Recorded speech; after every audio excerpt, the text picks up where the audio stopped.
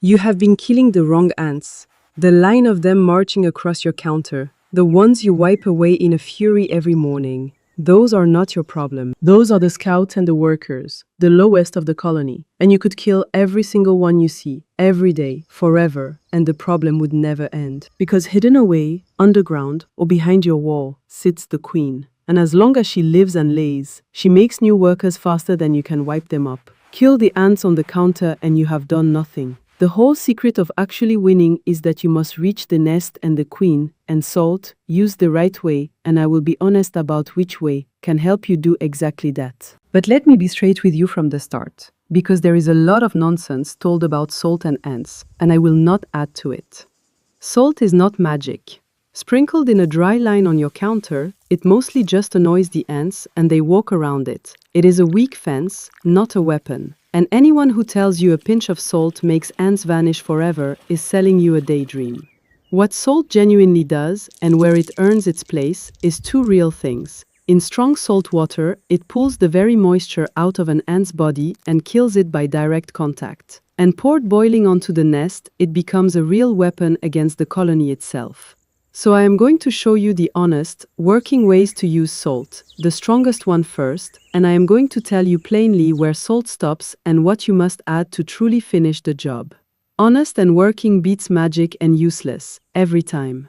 My people are the Samburu, in the dry north of Kenya, where the ant is no small thing. Some of ours bite hard enough to make a grown man dance, and a column of them moving through a store of food is a real loss. We live close to the ground and we have watched the ant all our lives, and the first thing watching teaches you is the thing I told you at the start. The ones you see are nothing, the nest is everything. So everything I show you aims past the marching line, at the home and the queen behind it. That is the only place the war is actually won. So start with the strongest salt method, the one that truly strikes the colony, and it is this: boiling salt water poured straight into the nest. First you must find the nest, and the ants themselves will show you. Do not just wipe the trail away, follow it. Watch where the line of ants goes, follow it patiently to the wall it disappears into, the crack in the floor, and outdoors, the small mound of fine soil, the hole in the ground they pour in and out of. That mound, that hole, is the door to the colony, and it is your target. Then you boil a good pot of water, and into it you stir a heavy amount of salt, as much as will dissolve, and while it is still near boiling you pour it directly and carefully down into the nest hole, all of it, in a steady flow, right into the entrance so it runs down into the tunnels. Here is what that does, and it is real, not a story. The boiling heat alone kills ants instantly on contact, and the heavy salt in the water dries out and kills more as it floods through the passages, and together, poured right into the colony, it kills a great many of them at once, far more than wiping 1,000 workers off your counter ever could. Because now you are hitting them at home, in the nest, where the numbers are. This genuinely works, and it costs you nothing but a pot of water and a handful of salt. But I promised you honesty, so here is the honest limit, and it matters. An ant nest can run deep, with long, complicated tunnels going far down into the earth, and the queen often sits in the deepest chamber of all. Your boiling salt water kills everything it reaches, but it may not reach all the way down to her in one pouring, especially in a big, old, deep nest. So with a large colony, one pour may kill a great many ants and still leave the queen alive far below to rebuild. The answer is simple: do it again. Pour the boiling salt water into the nest and then watch over the next days, and if the ants return, find the nest again and pour again. 2-3 pourings over a week into the same nest will reach far more than one, and for a small or shallow nest, often one good pour is the end of it.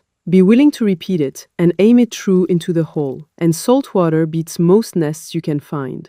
The ones you cannot find or cannot reach, I will come to. Now the second salt method for the ants already in your house, on the counter and the floor, while you deal with the nest. And this is the salt water spray. You take warm water and dissolve as much salt into it as you can. A really strong, heavy salt solution, and put it in a spray bottle. Then you spray it directly onto the ants you see and onto their trails. Spray it straight onto an ant. The strong salt water wets it and pulls the moisture out of its body through its shell, and it dehydrates and dies. This is real. The direct wet contact is what does it, not a dry sprinkle. So a strong salt spray is a genuine way to kill the foragers you see and to wet down the surfaces they cross. It is cheap, it is to hand, and it harms nothing in your kitchen. Spray the ants, wipe them up, and the surface is clean and salted behind them. A few honest details so it actually works. Use table salt, the fine kind, not coarse rock salt, because the fine salt dissolves fully and makes a stronger solution, and is what touches the ant most thoroughly. Make the water as salty as it will take. Keep adding salt until no more will dissolve and a little sits at the bottom. Weak salt water barely works. Strong salt water is what dehydrates them. And the best time to strike the nest is early morning or the cool of evening, when more of the colony is gathered at home rather than out foraging. So your boiling pour catches more of them inside. Pour in daylight when you can see the nest hole clearly and aim true. For a pot of boiling water is a thing to handle with respect. Keep it away from your own skin and from children and animals while you carry and pour it. And that spray does a second quiet job that is more important than killing the few you see. And this is the part most people miss entirely, so hear it well. Ants do not wander randomly. They lay down an invisible scent trail, a chemical line, and every ant that follows walks the exact path the one before laid down. That is why they march in a line, and why, when you wipe the counter, they come straight back to the very same spot. They are following the smell. So when you spray and wipe their trail with the salt water, you are not just killing a few ants. You are erasing the invisible road they were all following. Wipe out that scent trail, and the ants behind lose their way to your kitchen. This is why wiping with plain water often fails. It smears the trail, but does not truly break it, while a good wetting and wiping, with salt water or with vinegar, which is even better at killing the smell, breaks the road itself. Find where they come in, wipe that trail hard and wet, and you cut the line, not just the ants on it. The third use of salt is the smallest and the most honest about its limits. Salt at the entry points. The cracks where they come in, the gap under the door, the line along the windowsill where the trail enters. You can pack salt into those cracks and lay it thick along those entry lines. And many ants will be reluctant to cross a heavy bed of salt and will turn back. I give you this one plainly as the weakest of the three. It is a fence, not a weapon. It works better thick and wet than thin and dry. It must be renewed because it gets brushed away and damp salt loses its bite. And a determined ant with food ahead of it will often find a way around. So use salt at the entries as a minor help to slow the ones still trying to get in while your real work, the nest, the trails, does the actual winning. Do not lean your hopes on the salt line. Lean them on the boiling pour and the broken trail. And salt has one more use worth a word, at the drain. Because ants often come up through the drain of a sink seeking water, especially in dry weather. A good flush of boiling salt water straight down the drain kills those coming up that way and discourages more. It is the same boiling salt water weapon, just aimed at a different door. There is one mistake almost everyone makes that quietly keeps the ants coming, and it is worth naming. When you see a single ant wandering alone on the counter, you squash it, and you feel you have done something. You have not. You have made it worse. That lone wanderer is a scout, sent out to search, and if it finds nothing and returns home, it reports failure and the colony looks elsewhere. But here is the trap. If it finds a crumb and lays a trail back before you ever see it, then squashing the next ants does nothing, because the road is already drawn and the army is already coming. So the scout matters more than the crowd. When you see that first lone ant exploring, that is your warning to clean and to find where it came from, before it finds your sugar, not just to squash it and forget. And when the trail is already running, killing the marchers one by one is pointless. You must break the trail and strike the home, because for every one you crush, the queen has already made 10 more. Now I keep my promise and tell you plainly where salt stops, because the honest neighbor does not pretend his one tool does everything. Salt, in all these ways, kills the ants it touches, and the nest you can reach and pour into.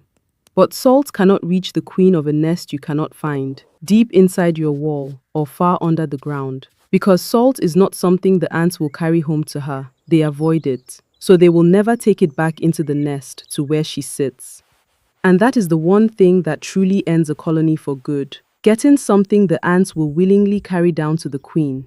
For that you need not salt, but a bait. Something sweet they want, mixed with something that kills slowly. So the workers carry it home and feed it to the colony and the queen before they die.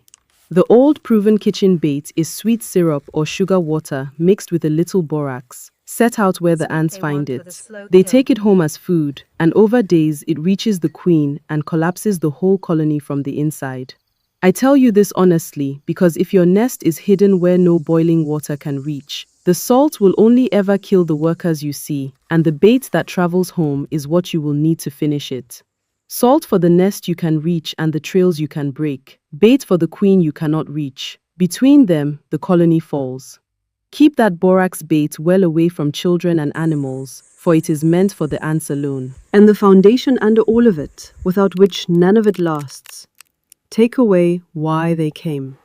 Ants march into your house for food and water, and a single forgotten crumb or sweet, sticky spill is a feast that calls the whole colony. So wipe the crumbs, clean the sticky ring under the honey jar, keep the sweet things sealed, fix the dripping tap, empty the standing water, because you can pour boiling salt water on a nest every day. But if your counter keeps offering a feast, a new colony will always come to claim it. The cleaning is dull, and no one sells it to you, and it is half the whole war. Starve them, and far fewer ever come. Pour and break the trails for the ones that do. Bait the queen you cannot reach. That is the complete answer. And salt is a real and central part of it, just not the whole of it, and I will not pretend otherwise. One honest caution before I finish, because it matters and the careless never mention it. Do not pour heavy salt water again and again onto your garden soil or around your plants, because salt builds up in the earth, and too much of it poisons the ground, harming your plants and the good creatures in the soil. On a bare nest in the dirt, poured into the hole, an occasional dose is fine, but do not salt your garden beds wholesale in the war on ants, or you will win against the ant and lose your garden. Aim the salt water into the nest hole, not across your growing ground, and you stay on the right side of it. Let me say the part that is bigger than a pot of salt water. Notice what every step that actually works has in common. They are all free, or nearly so. A pot of boiling water and a handful of salt. A spray bottle of salt water or vinegar to break the trails. A spoon of borax in sugar water for the hidden queen. A wiped counter and a sealed jar. None of it can be sold to you twice. And that is exactly why, when ants come, you reach first for the bright can on the shop shelf. The spray you buy and buy again. The man who comes monthly with his tank and his bill. Because there is money in those, and there is no money at all in telling you that boiling salt water poured into the nest and a clean counter would have done the job for nothing. The expensive answer is loud, because it is sold. The free answer is quiet, because no one profits from a clean counter and a pot of salt water.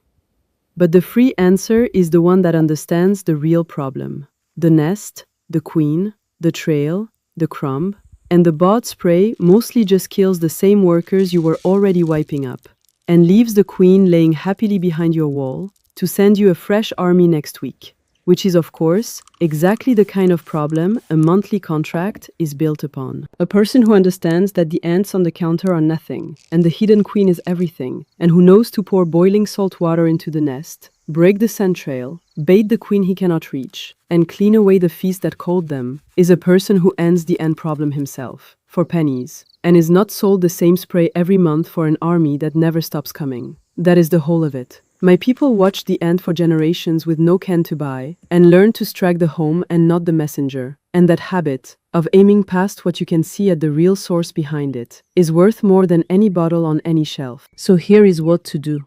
First, clean. Wipe the crumbs. Seal the sweet things. Fix the drip.